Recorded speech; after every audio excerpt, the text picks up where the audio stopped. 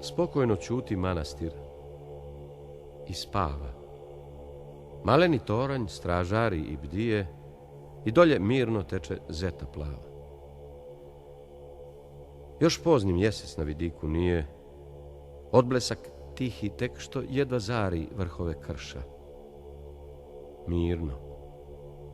Samo vije pritajen vjetar iz grmova stari. No, dok pod hrastom od stoljetnih dana predamnom vatra ko zora se žari i crven baca po račvama grana, skivota svetog sjaj čudesni sinu i srebrn blesak pade preko strana. Ja vidjeh uz krš sveti otac minu, na čelu noseć jednu mutnu boru i sjajan na vrh ostroga se vinu.